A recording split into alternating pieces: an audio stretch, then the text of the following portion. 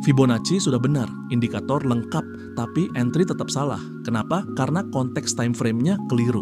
Trader Pro bisa entry lebih presisi karena begini. Time frame daily digunakan untuk melihat arah tren besarnya. Time frame H4 digunakan untuk menentukan area resistance atau supply menengah. Dan time frame H1 digunakan untuk mencari titik entry paling presisi. Saat ketiganya selaras, disitulah probabilitas bisa mencapai 90% lebih. Ini bukan menebak, tapi ini adalah sistem. Di video ini saya akan tunjukkan bagaimana setup ini bekerja. Dan lihat apa yang terjadi ketika ketiga time frame ini benar-benar align sempurna. Jadi mari kita bahas.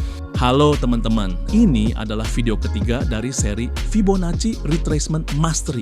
Di video pertama kita sudah membahas dasar-dasar Fibonacci. Di video kedua kita kombinasikan Fibonacci dengan moving average dengan tingkat akurasi hingga 85%. Dan di video hari ini kita masuk ke level selanjutnya, yaitu analisis multi time frame menggunakan Fibonacci dan supply demand. Pertama, memahami mengapa multi time frame analisis sangat powerful. Kedua, melihat secara tepat bagaimana supply dan demand bekerja di time frame yang berbeda. Ketiga, mendemokan real setup 3 time frame dengan akurasi 90% lebih.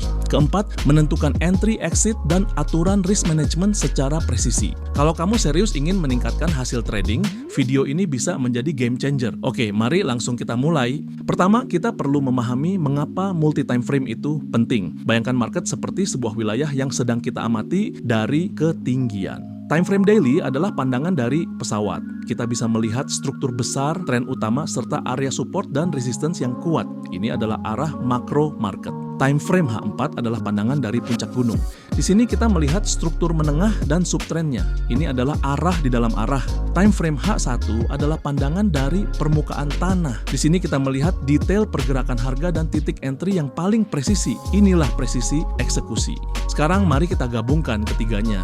Misal di time frame daily menunjukkan arah tren naik, artinya secara makro bullish. H4 sedang koreksi turun ke area demand menengah. H1 memantul di level Fibonacci 50%. Ini bisa jadi titik entry yang akurat. Ketika ketiga time frame bergerak searah, probabilitas akan meningkat karena semua sisi market mendukung pergerakan tersebut. Analoginya sederhana, satu time frame sama dengan satu suara artinya 70% keyakinan. Dua time frame sama dengan dua suara artinya 85% keyakinan. Tiga time frame sama dengan tiga suara artinya 90% lebih keyakinan. Saat semua suara memilih arah yang sama, maka keyakinan akan menjadi sangat tinggi. Inilah yang disebut confluence pada level maksimal. Dan itulah alasan akurasi 90% lebih bisa dicapai. Berikut adalah konsep penting dari supply dan demand. Zona supply dan demand tidak sama di setiap time frame. Di time frame daily adalah zona besar dengan range 100 sampai 200 pips. Di time frame H4 adalah zona menengah dengan range 30 sampai 50 pips. Dan di time frame H1 adalah zona kecil dengan range 5 sampai 10 pips. Ketika ketiganya ditumpuk atau stacking, zona di daily mencakup zona di H4, zona di H4 mencakup zona di H1. Titik entry terbaik adalah entry menggunakan time frame H1 ketika harga mulai memasuki area supply dan demand yang terbentuk di time frame daily. Sekilas recap untuk teman-teman yang belum familiar dengan konsep supply dan demand. Supply zone adalah area di mana sellers menguasai market. Biasanya berada di area resistance atau di puncak sebelum harga turun tajam. Demand zone adalah area di mana buyers menguasai market, umumnya berada di area support atau di dasar sebelum harga naik kuat. Ketika harga kembali ke supply, ada potensi sell. Ketika harga kembali ke demand, ada potensi buy. Inilah struktur dasar market. Sekarang bagaimana jika kita kombinasikan dengan Fibonacci? Seringkali zona supply dan demand mencakup level Fibonacci 38,2%, 50%, hingga 61,8%. Lalu pertanyaannya, level Fibonacci mana yang paling kuat di dalam zona supply dan demand? Biasanya 50% atau 61,8%, tergantung seberapa kuat zona tersebut. Disinilah muncul confluence yang maksimal, yaitu Fibonacci dan zona SND berada di area yang sama. Sekarang mari kita lihat bagaimana konsep ini bekerja di real market. Oke, sekarang kita masuk ke demo pertama, setup uptrend dengan confluence lengkap pada pair GBP/USD. Perhatikan chart di time frame daily, tren naik sangat jelas. Struktur higher high dan higher low terkonfirmasi. EMA 200 mengarah ke atas dan harga berada di atas moving average. Maka bias arah makronya adalah bullish. Lalu, sekarang kita cari area demand, di mana harga bisa berpotensi untuk terpantul naik. Di sini terlihat zona demand yang jelas di time frame daily. Zona ini merupakan zona besar pada range harga antara 1,3140 sampai 1,3253. Dan jika kita tarik Fibonacci dari low sini ke high di sini, maka akan ketemu level Fibonacci 50% sampai 61,8% itu bertepatan dengan zona demand yang terbentuk pada time frame daily. Sekarang coba kita zoom ke time frame H4. Apa yang terjadi di dalam zona demand daily tadi? Di H4, terlihat harga melakukan koreksi turun ke area yang lebih spesifik. Muncul zona demand H4 dengan area yang lebih kecil. Zona ini berada di kisaran range harga 1,3140 sampai 1,3215. Perhatikan juga satu hal penting. Demand H4 berada di dalam demand daily dan ini yang disebut nested structure. Sekarang kita masuk ke time frame H1 untuk mencari peluang entry. Saat ini harga mulai memasuki zona demand di time frame H1. Area ini juga bertepatan dengan level Fibonacci Golden Ratio, yaitu level 50% sampai 61,8% yang sebelumnya sudah kita gambar di time frame daily. Mari kita cek confluence-nya. Trend daily naik, zona demand daily, koreksi turun normal di H4, zona demand H4, area Fibonacci 50% sampai 61,8% di H1, zona demand H1, dan semuanya bertemu di satu area. Saat harga memasuki area ini, saya menunggu konfirmasi price action. Dan ketika muncul candle rejection berupa bullish candle dengan body panjang di time frame H1, maka ini adalah sinyal entry beli atau buy. Saya entry di close candle bullish tersebut di harga 1,3285. Stop loss diletakkan di bawah demand H1 dan target profit di level resistance daily di harga 1,3592. Harga lalu memantul naik dari 1,3285 dan terus naik hingga mencapai level resistance daily terdekat di 1,3592. Profit didapat 307 pips. Key insight, kenapa setup ini berhasil? Pertama, tren makro terkonfirmasi naik di time frame daily. Kedua, koreksi turun menengah yang sehat di time frame H4. Ketiga, area Fibonacci dan zona demand yang bertepatan di time frame H1. Saat semuanya selaras, probabilitas profit menjadi sangat tinggi. Sekarang kita masuk pada demo kedua, yaitu skenario downtrend menggunakan analisis multi time frame pada pair USD garis miring CHF.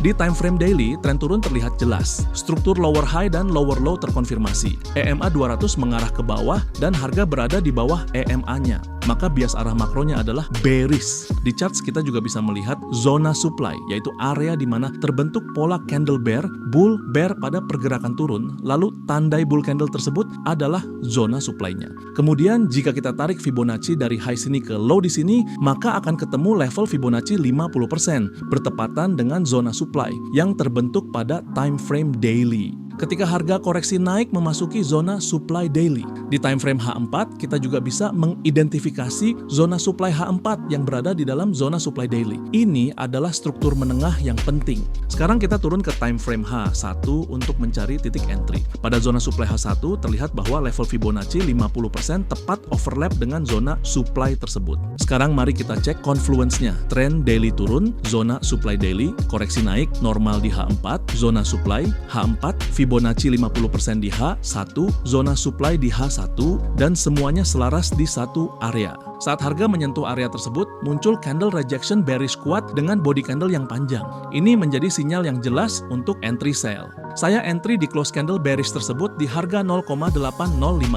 Stop loss diletakkan di atas resistance daily atau di atas level Fibonacci 50%. Dan target profit di level support daily di harga 0,7871. Harga lalu turun dari titik entry 0,8055 dan turun terus hingga mencapai target di level support daily sebelumnya di 0,7871. Profit didapat 184 pips. Perlu dicatat satu observasi penting. Pada contoh pertama, market berada dalam kondisi uptrend sehingga entry dilakukan di posisi buy, sementara pada contoh kedua, market berada dalam kondisi downtrend sehingga entry dilakukan di posisi sell. Meski arah market berbeda, konsep yang digunakan sebenarnya sama persis. Langkah pertama, kita melihat terlebih dahulu arah tren makro pada time frame daily. Kemudian kita menunggu konfirmasi dari zona menengah di time frame H4. Dan terakhir kita mencari entry presisi pada level mikro menggunakan time frame HA1 yang dikombinasikan dengan Fibonacci dan zona supply demand. Ketika ketiga faktor ini selaras, maka probabilitas trading akan menjadi jauh lebih tinggi. Pelajaran utamanya adalah ini. Metode multi time frame memang sangat powerful, tetapi hanya akan bekerja jika semua time frame saling mengkonfirmasi. Jika ada satu saja yang tidak valid, maka skip setup. Tunggu peluang berikutnya dengan confluence yang benar-benar sempurna. Inilah yang disebut disiplin trading. Trader yang profit itu bukan karena dia sering entry, tetapi karena dia mampu melewatkan setup yang buruk. Sementara trader yang loss cenderung mengambil semua setup yang terlihat peluang. Perbedaannya bukan pada indikator, bukan juga pada strategi, tapi ada pada disiplin. Ingat satu hal penting, trade terbaik adalah trade yang tidak kamu ambil, karena setiap setup buruk yang berhasil kamu hindari, artinya satu stop loss berhasil kamu selamatkan. Contoh sederhana saja, 100 stop loss jika dikali $200 itu berarti $20.000 modal yang terselamatkan, dan itu sangat signifikan. Berdasarkan dua contoh profit sebelumnya, berikut adalah aturan pasti yang harus kamu ikuti. Kita menyebutnya checklist confluence multi time frame. Pertama, pada time frame daily sebagai arah makro. Pastikan struktur market menunjukkan arah tren yang jelas, apakah sedang naik atau turun. EMA 200 harus mengkonfirmasi arah tren tersebut. Zona supply atau demand wajib teridentifikasi, dan level Fibonacci harus berada di dalam zona daily. Selanjutnya kita turun ke time frame H4 sebagai zona menengah. Di sini harus terjadi koreksi yang berlawanan dengan tren daily-nya, dan zona H4 wajib berada di dalam zona daily. Terakhir, kita masuk ke time frame H1 sebagai level mikro. Level Fibonacci harus teridentifikasi dengan jelas, Fibonacci harus berada di dalam zona H4 dan zona daily-nya. Lalu di level tersebut juga harus muncul konfirmasi price action. Jika seluruh checklist ini terpenuhi, maka itu adalah high probability entry. Namun jika satu saja tidak valid, skip setup dan tunggu peluang berikutnya. Untuk manajemen risiko, stop loss ditempatkan di bawah atau di atas level Fibonacci berikutnya atau pada area support dan resistance mayor terdekat. Target profit diarahkan ke level support atau resistance daily atau minimal 1,5 hingga 2 kali dari risiko. Risk reward minimum yang wajib digunakan adalah 1:1,5. Jika kamu sudah menguasai video part 1, 2, dan 3, maka di video part 4 kita akan membahas kesalahan paling umum yang membuat banyak trader tetap mengalami loss bahkan ketika setup terlihat sudah sempurna. Karena ingat satu hal penting, setup yang sempurna tidak menjamin profit jika eksekusinya salah. Jadi pastikan kamu subscribe sekarang dan aktifkan ikon lonceng agar tidak ketinggalan update video selanjutnya.